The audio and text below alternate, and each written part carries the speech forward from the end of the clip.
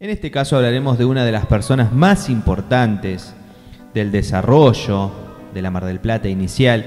Si es que hablamos de desarrollo marplatense por antonomasia, es Pedro Luro.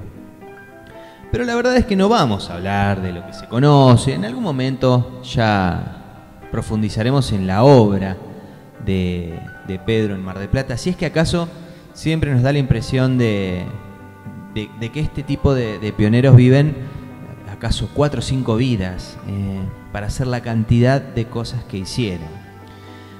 Pero, como les decía, no vamos a abordar eso hoy, sino que hablaremos de los primeros pasos de Pedro Luro.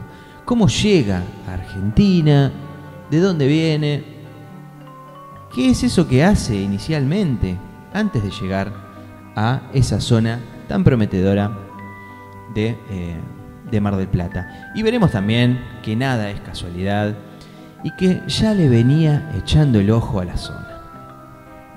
Pedro Luro nació en Gamart. Siempre va a haber algún escucha que nos dirá cómo se dice de verdad. Si acaso el otro día nos decían que Chauvin, como lo conocemos nosotros, se dice Chauvin, algo así. Bueno, necesitamos algún especialista en francés para que nos diga cómo se dice Gamarte, con H entre la T y la E. Gamart, algo así debe ser. Bueno, decíamos que nació ahí, nació en Gamart, cerca, ahí en los Bajos Pirineos, cerca de Biarritz. Y ahí vemos entonces cómo hay una especie de conexión. A Mar del Plata se la conocía, como ustedes saben, como la Biarritz de Argentina. Y seguramente en muchas de las obras, ¿no?, de Pedro estaba esa imagen. Está a unos 60 kilómetros de donde nació Pedro Luro, de Biarritz, y seguramente lo tenía en su memoria y en su subconsciente, seguramente. Yo también lo he pensado. El Vasco de las 31, así se lo conocía, ¿no?, a Pedro. Es conocida la anécdota de que era un gran jugador de cartas. El 31, hay varias corrientes de suposiciones, ¿no?, respecto a eso. Una de ellas es que hay un juego, que se llama, ustedes lo conocen, al mus, cuya suerte es llamada juego, tiene como jugada máxima precisamente la 31. La segunda es que la 31 es un juego de naipes per se, similar al llamado 7 y medio, en que por supuesto hay que cumplimentar, como su nombre lo dice y como ustedes ya estaban sospechando, 31 puntos. Y la tercera es la que se glosa en el Martín Fierro, que dice: lo agarré a las 31 y le daba bola vista. Correspondería por supuesto al juego de billar, y la expresión dar bola vista equivaldría a dispensar ventajas, una cosa así.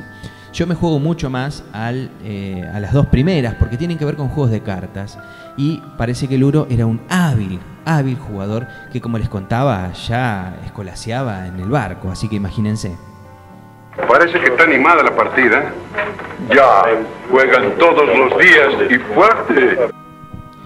La primera noticia de un tal Pedro Luro en los archivos argentinos corresponden al Archivo General de la Nación en 1837, ¿no? Así que creemos que ese es el año de llegada, el año donde comenzó a trabajar de peón durante algún tiempo, ¿no?, en Buenos Aires. Y dice Alió, debuta en un saladero. Espero que todavía estemos hablando de trabajo, ¿no?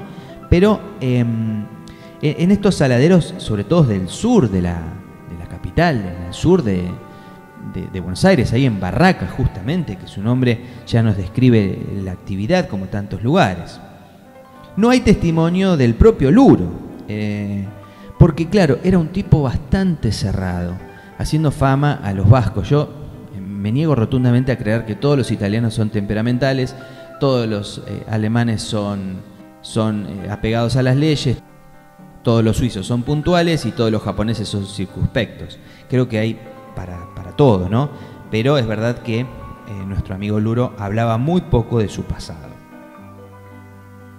Como peón en un saladero, nos cuentan, los historiadores porteños, sobre todo de aquellas épocas, del 1800 y pico, nos dice: como peón en un saladero hace algunas economías con las cuales cuenta para casarse, pero se las roban. Puesto de nuevo a trabajar, porque era incansable, debemos decirlo Luro, compra un carruaje del que hace un ómnibus y conduce él mismo a los pasajeros desde la Plaza Montserrat a los trabajos, a Barracas. Es verdad que esos eran suburbios de Buenos Aires, ¿no? Sede de negros y mazorqueros, y él los recorría plácidamente para trabajar. No le faltarían, nos cuenta acá el historiador Mousi, no le faltarían pasajeros, ¿no? Peones de los establecimientos de Barracas, en su mayor parte alojados en las fondas de la periferia de la ciudad. Se casa entonces, así como de sopetón nos agarra, y nosotros sin el regalo, se casa entonces con una vasca, la señora Prader, que era su pariente, algo muy común en aquella época. Gran alegría para la viejita, ¿eh? Y de ahí nos vamos hasta Dolores, que era el último punto comercial civilizado, ¿no? de aquellas épocas. Y ahí es donde se sabe que Pedro Luro tuvo un almacén en la ciudad de Dolores, donde el propio, es muy interesante toda la investigación que parece llevar una metodología rígida, pero tiene que ver mucho con la experiencia oral. Y acá es donde Cova cuenta que pudo hablar con un señor que se llamaba Alejandro Celilio, nacido en el 1867, un italiano que vivía en Dolores y que había llegado en 1885 a la ciudad. Parece que Cova le preguntó a este hombre de 98 años en 1965 que le dice que el almacén de Pedro estaba enfrente a la Plaza de las Carretas. Carretas que iban y venían desde los campos aledaños, se reunían ahí y luego salían rumbo a Buenos Aires. Bueno, allí, enfrente de la Plaza de las Carretas, estaba la azotea del 31. Y ahí podemos enganchar con el apodo que tenía. Bueno, ¿por qué era la azotea del 31? Porque era del Vasco del 31. Porque el propio italiano Celilio cuenta que se conocía a las diferentes personas que vivían ahí a través de la conformación de sus casas o almacenes. Allá estaba el de la azotea grande, el de la azotea chica, el de la azotea fea, el de la azotea del 31 y seguramente alguno con la azotea de los Cuernos. Pero eso es otra historia. Bueno, la cosa es que Pedro tenía un almacén en un punto neurálgico de Dolores, que yo calculo que es como hoy tener en Mar del Plata un maxi kiosco con Rapipago en San Martín e Independencia, ¿no? Llegaba todo el mundo le compraba algo y eso. En 1857 aproximadamente a Constitución, ahí a Buenos Aires, llegaban 7.500 carretas, ¿no? del interior. El tráfico para 1865 aumenta exponencialmente. Imaginemos que el ferrocarril sur llega a Chascomús en esa época y comienzan a llegar 20.000 toneladas de lana. Estamos hablando de un crecimiento absolutamente exponencial. Usted es una máquina de calcular. A partir de aquí, la cosa se pone concreta en el sentido de los hechos, pero confusa respecto a las fechas. El propio Arturo Alió nos dice que no es fácil determinar la fecha de establecimiento del Luro en la estancia Dos Talas, ni la veracidad de la conocida anécdota de que instala un almacén que pronto no alcanza a colmar su actividad, como les estaba diciendo, y que deja a su esposa y a su hermano frente al negocio y él recorre la pampa para comprar animales, lanas y cuerambres. Un estanciero vecino que lo ve plantar árboles en su campo le propone un contrato que él acepta. Y aquí sus condiciones que lo han hecho célebre. Luro plantará tantos árboles como quiera sobre las 200 hectáreas que le entregará al propietario. Él le pagará 4 centavos por árbol frutal ordinario y 25 por árbol frutal de nuez.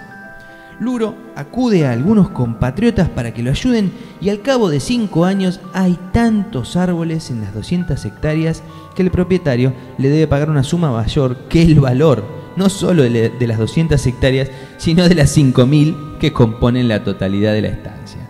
Un verdadero obsesivo del trabajo. El vecino obviamente no quiere pagar y tiene un proceso judicial donde gana Luro y se queda con las 5.000 hectáreas del vecino. Aquí entramos en una especie de leyenda urbana del hombre o del personaje, en realidad, que tampoco nos importa si es verdad. No nos importa. No estamos hablando de que era vasco y en realidad el tipo era ruso. Estamos hablando de una leyenda que forma parte del personaje y que lo describe. Si no es que plantó árboles durante 5 años, es que desarrolló Mar del Plata a costa de todos los pronósticos. Así que en este humilde segmento no nos interesa. Hay una breve reseña respecto a la estancia de Ostalas, que esperemos que podamos en algún momento hacerla con nuestras excursiones. Había una posibilidad muy fuerte de hacerlo y bueno, la pandemia lo impide, pero es una cuestión de tiempo para nosotros los optimistas. Hay como les decía, una reseña que dice: la estancia de este nombre es una reseña de 1919. Es una de las más antiguas y valiosas del pueblo de Dolores. Nace a la vida cuando el pueblo argentino celebra alborozado el triunfo de la batalla de Caseros. Su fundador, don Pedro Luro, le imprime desde su iniciación como hacendado en 1852 todo el empuje de su genio creador que habría de caracterizarse en los años sucesivos por tantas iniciativas fecundas como lo fueron, entre otras, la fundación de los Saladeros del Tuyú y la del balneario Mar del Plata. Porque claro, ahora estamos entrando en otra etapa de Pedro Luro, que es la de los saladeros.